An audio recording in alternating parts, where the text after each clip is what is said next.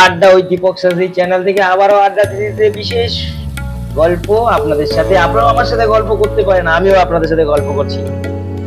আপনার পরিবারের বা আপনার খারাপ সময় আসা, বা আপনি নিজের দিকে নিজেই ধ্বংস হয়ে যাচ্ছেন, বা আপনার পরিবারের সদস্য বা পরিবারের প্রত্যেকের খারাপ সময় আসার যে কারণগুলো সেটা বলছি শুনুন।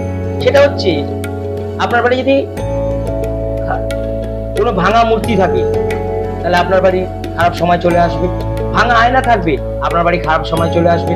আপনার বাড়ি যে কোনো মূর্তি ভেঙে গেছে, বা মূর্তির যে কোনো হাত পা যে কোনো একটা অংশ ভেঙে গেছে বা ফেটে গেছে, সেটাকে বাইরে করে দিন, কোনো গাছের গোড়ায় বা কোনো মন্দিরে দিয়ে দিন। বা কোনো ফটো ভেঙে গেছে বা ফটো চিড় খেয়ে গেছে, সেটাকে আপনি বাইরে করে দিন।